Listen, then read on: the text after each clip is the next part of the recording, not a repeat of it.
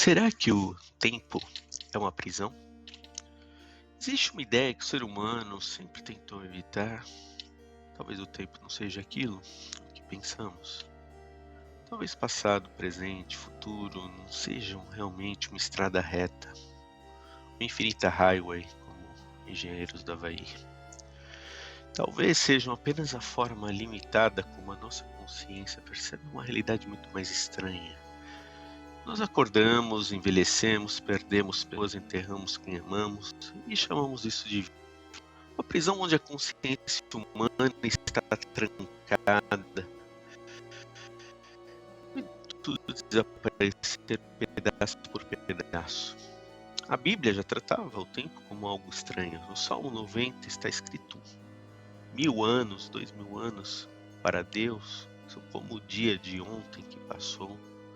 Na segunda carta de Pedro, aparece uma ideia parecida. Para Deus, um dia é como 1000 anos e 1000 anos é como um dia. Isso não é física moderna, é linguagem teológica. Mas é perturbador, porque ali já existe uma intuição antiga. O tempo de Deus já não é o mesmo tempo que para nós humanos. O ser humano vive sempre dentro do relógio, enquanto que Deus estaria fora dele. Para nós, a morte é uma ruptura, para nós o passado está perdido e para nós o futuro ainda não chegou. Mas para uma consciência fora do tempo, talvez tudo esteja presente. O nascimento, a dor, a morte, o último suspiro, a primeira lágrima, a última lembrança, tudo ao mesmo tempo. Isso é assustador. Porque talvez aquilo que chamamos de agora seja apenas uma fresta estreita, uma rachadura minúscula pela qual observamos o infinito. Santo Agostinho já dizia que sabia o que era o tempo até alguém perguntar. O passado não existe mais, o futuro ainda não existe, o presente escapa no instante que tentamos segurá-lo. Então onde está essa realidade? No que já foi, no que ainda será, ou nesse instante frágil que morre assim que nasce? A verdade inconveniente é que talvez nós não vivamos no tempo, talvez sejamos devorados por ele. Einstein destruiu a ideia confortável de que o tempo era absoluto. Antes dele parecia simples, o tempo passava igual para todo mundo. Um segundo aqui seria um segundo em qualquer lugar do universo. Mas a relatividade mostrou algo mais sombrio. O tempo depende do movimento, depende da gravidade, depende da posição do observador. Quanto mais rápido algo se move, mais o tempo se altera. Quanto mais intensa a gravidade, mais o tempo se curva. Perto de um buraco negro, o tempo pode passar de uma maneira completamente diferente do que passa aqui. Isso significa que o tempo não é um Deus neutro acima da realidade. O tempo faz parte da estrutura do universo. Ele pode dobrar, pode desacelerar, pode ser deformado. E se o tempo pode ser deformado, então a nossa experiência da vida também é menos sólida do que parece. Nós dizemos, isso aconteceu, isso acabou, essa pessoa se foi, aquele momento nunca voltará. Mas talvez isso seja apenas a linguagem de criaturas presas dentro de uma percepção limitada. Na física, existe uma ideia conhecida como espaço e tempo. O tempo não está separado do espaço, ele faz parte de um tecido muito maior. E se todos os eventos estiverem inscritos nesse tecido? E se o passado não tiver simplesmente desaparecido? E se o futuro não for apenas nada? Não estou dizendo que podemos voltar no tempo, não estou dizendo que a ciência prova a vida após a morte, não estou dizendo que a Bíblia antecipou Einstein, mas existe algo profundamente desconfortável aqui. A nossa intuição sobre o tempo pode estar errada. E se nossa intuição sobre o tempo estiver errada, talvez a nossa intuição sobre a morte também esteja. Agora entra a física quântica. E aqui a realidade fica ainda mais absurda. No mundo cotidiano, uma coisa parece estar em um lugar ou em outro, não em dois lugares ao mesmo tempo. Uma porta está aberta ou fechada, uma lâmpada está acesa ou apagada, uma pessoa está viva ou morta, mas no mundo quântico, Antes da medição, certas partículas podem ser descritas como estando em uma superposição de estados, princípio de incerteza de Heidegger. Ou seja, não exatamente uma coisa ou outra, mas uma combinação de possibilidades. Um elétron, por exemplo, pode se comportar como se tivesse múltiplos estados possíveis até que uma medição force um resultado definido. É daí que vem o famoso experimento mental do gato de Schrödinger. Um gato dentro de uma caixa, ligado ao mecanismo quântico, poderia ser descrito como vivo e morto ao mesmo tempo, até alguém abrir a caixa e observar. Claro, isso é uma metáfora extrema, não significa que gatos reais vivem confortavelmente em dois mundos. É uma provocação sobre a física quântica. Ela pode desafiar essa lógica. Mas a imagem é terrível, vivo e morto ao mesmo tempo, presente e ausente ao mesmo tempo, possível e impossível ao mesmo tempo. A matéria, no nível ali mais profundo, não parece ser uma lógica humana. Ela não pergunta se estamos confortáveis, ela não respeita nosso desejo de clareza. Ela não quer saber das nossas leis. Nós queremos um mundo binário, vida ou morte, ser ou não ser, corpo ou alma, presença ou ausência, começo ou fim, e mais atualmente, direita e esquerda. Mas talvez a realidade seja mais parecida com uma sombra que muda quando olhamos. Uma partícula pode se comportar como uma onda, uma partícula pode se comportar como partícula, a luz pode parecer uma coisa e depois outra. Depende do experimento, depende da observação, depende da interação. Isso não quer dizer que a mente humana cria o universo com mágica, mas quer dizer que ali em nível profundo a realidade não é o bloco sólido que imaginamos. Aquilo que chamamos de matéria é em grande parte campo, energia, probabilidade, relação. A solidez do mundo é uma ilusão da escala humana. Nós tocamos uma mesa e ela parece firme, mas dentro dela há átomos. Dentro dos átomos há vazio. Dentro desse vazio há forças. Dentro dessas forças há matemática. E dentro da matemática talvez haja algo que ninguém sabe nomear. A verdade inconveniente é que talvez a matéria seja apenas o rosto visível de um mistério invisível. Então voltamos à pergunta mais sombria: o que somos? Somos matéria, afinal? Sim, mas que tipo de matéria? Uma matéria que pensa, uma matéria que sofre, uma matéria que sabe que vai morrer. Somos átomos organizados por um tempo curto o bastante para amar e longo o bastante para sofrer. Durante alguns anos, a matéria assume a forma de um corpo. Esse corpo ganha nome, ganha rosto, ganha voz, ganha memória. As pessoas dizem: este aqui, ó, sou eu. Mas o corpo muda o tempo todo. As células mudam, os pensamentos mudam, as lembranças mudam, os desejos mudam. Então, onde está o eu? No cérebro, na memória, na alma, na continuidade, na história que contamos sobre nós mesmos. A física pode falar da matéria, a biologia pode falar da vida, a neurologia pode falar do cérebro, a religião pode falar da alma, mas nenhuma delas elimina o horror central. Nós somos conscientes da própria dissolução. Uma pedra não sofre por virar pó, mas o ser humano sabe. O ser humano olha para o espelho e percebe que está desaparecendo lentamente. Cada ruga é uma sentença, cada fotografia antiga é um fantasma, cada lembrança feliz é também uma prova de que o tempo roubou algo. O passado não é apenas uma memória, o passado é um cemitério iluminado. A Bíblia fala do pó. Do pó vieste, ao pó retornarás. Essa frase é simples, mas ela é ao mesmo tempo brutal. Ela diz que o corpo retorna à matéria, o orgulho volta ao pó, a beleza volta ao pó, o poder volta ao pó, o dinheiro volta ao pó, a arrogância volta ao pó. Tudo que parecia tão importante termina na mesma química silenciosa da Terra. Mas a Bíblia também fala da eternidade, e essa tensão é profunda. O homem é pó, mas também carrega desejo de infinito. É finito, mas sonha com a eternidade. Morre, mas pergunta por Deus. Talvez seja isso que nos rasga por dentro. Somos pequenos demais para o infinito, mas grandes demais para aceitar o nada com tranquilidade.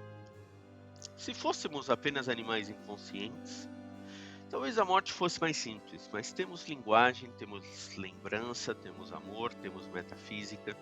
Enterramos nossos mortos, mas não conseguimos enterrá-los dentro de nós. A ausência continua viva, e aqui existe algo quase quântico no luto. Quem morreu está ausente, mas também está presente. Não no corpo, mas na memória. Não na voz, mas no silêncio que a voz deixou. Não no quarto, mas na dor que aparece quando passamos por ele. A pessoa se foi e ainda assim permanece, morta e viva.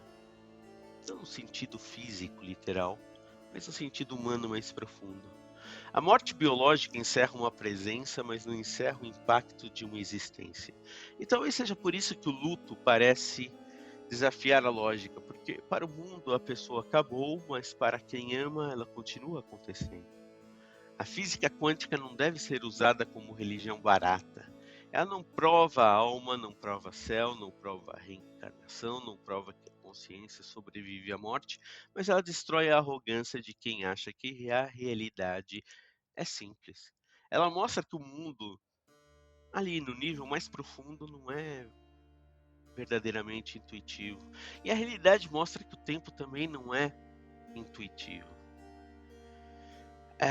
Então, talvez devêssemos ser um pouco mais humildes antes de dizer a morte é apenas o fim, ou a morte certamente não é o fim. A verdade é mais escura, nós não sabemos, nós não conhecemos.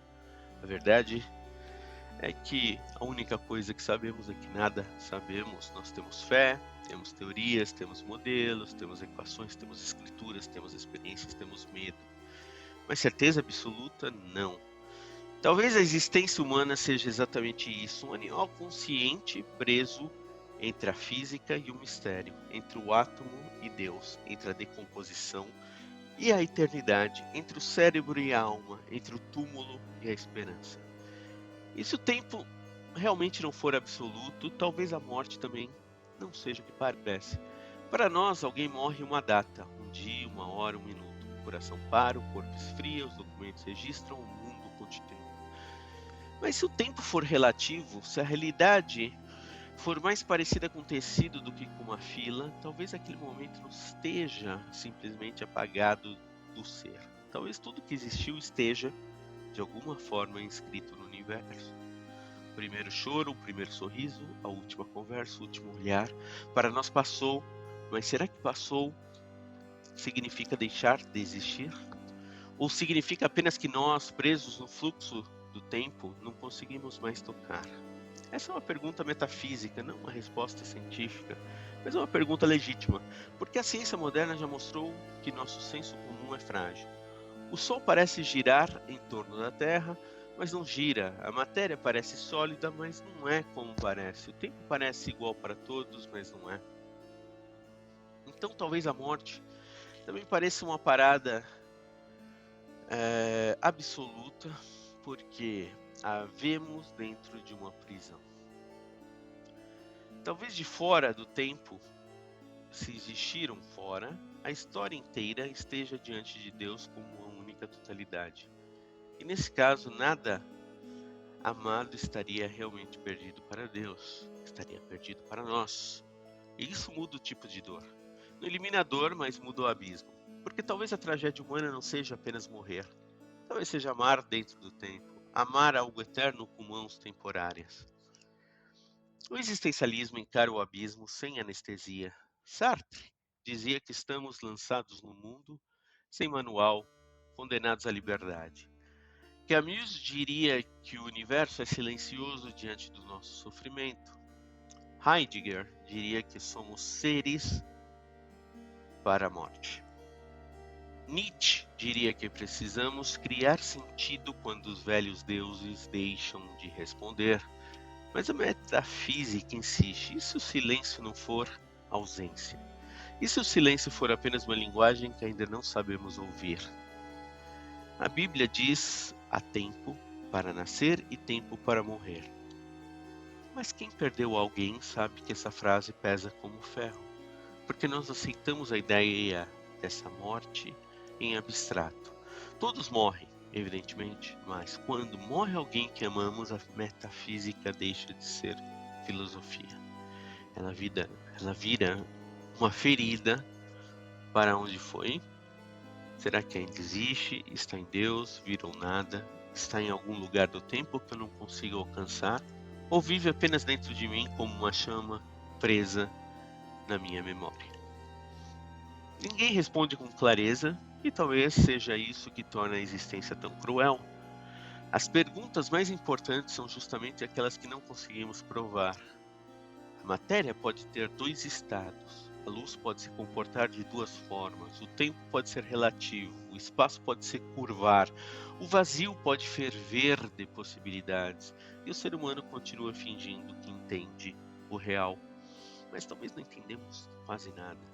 Talvez vivamos sobre uma superfície fina de normalidade. Acordamos, tomamos o café, trabalhamos, fazemos compras, pagamos os impostos, reclamamos do trânsito. Enquanto isso, por baixo de tudo, existe um universo absurdo. Partículas que não se comportam como objetos comuns, tempo que não é absoluto, matéria que é quase vazio, vida que nasce da morte, consciência que emerge da carne, amor que sobrevive à ausência. Nós chamamos isso de realidade, mas talvez realidade seja apenas o nome que damos ao mistério quando cansamos de ter medo. Então o que somos? Somos corpos caminhando para o pó? Mas talvez não apenas isso. Somos matéria organizada, mas matéria não é simples. Somos consciência, mas consciência ainda é um enigma, um mistério. Somos consciência, mas essa consciência está realmente no cérebro? Somos memória, mas essa memória, ela distorce? Está realmente no cérebro? Somos alma? Talvez. Somos fluxo? Certamente. Somos criaturas que vivem dentro do tempo, mas sonham com a eternidade? E para onde vamos? Talvez para Deus, talvez para o nada, talvez para uma transformação que não conseguimos imaginar.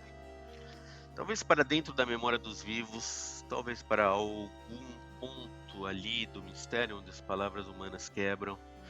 A verdade inconveniente é que ninguém atravessou a morte e voltou com um mapa astral aceito por todos. Temos relatos, temos escrituras, temos filosofias, temos equações, mas o abismo continua ali, calado. E talvez a pergunta não seja apenas para onde vamos. Talvez seja como viver sabendo que tudo que amamos está sendo levado pelo tempo. Como não enlouquecer sabendo que a matéria do nosso corpo um dia será terra. Como amar se amar é entregar parte de si a algo que pode desaparecer e vai desaparecer. Como continuar se a realidade é tão frágil que até o tempo pode ser relativo? Talvez a única resposta possível seja sombria, mas honesta. Vivemos porque já estamos aqui. Amamos porque, mesmo que estejamos com dor, ainda é a única rebelião contra o vazio. Criamos sentido porque o silêncio do universo não cria por nós. E procuramos Deus, ou a verdade, ou a beleza, porque alguma coisa dentro de nós ali se recusa a aceitar que tudo isso seja apenas poeira organizada, esperando um dia se apagar. Essa é a verdade inconveniente. Talvez a vida e a morte não sejam opostos, talvez sejam dois estados da mesma matéria, talvez o tempo não cure nada, talvez o tempo apenas transforme presença em memória, corpo em pó, grito em silêncio, e talvez a existência inteira seja isso, um instante de consciência entre dois abismos, um breve clarão no escuro que sabe que vai apagar, mas ainda assim ilumina. Essa foi a reflexão de hoje sobre existencialismo, metafísica, física quântica, relativismo e tudo o que ouvimos falar, mas creio que compreendemos muito pouco. Somos seres que somos deixados numa dúvida eterna. Nós temos dúvida e a dúvida não é algo ruim, é algo bom. É bom duvidar, porque duvidando se criam perguntas e com perguntas se criam respostas. E, na verdade, nós estamos aqui e não sabemos por quê.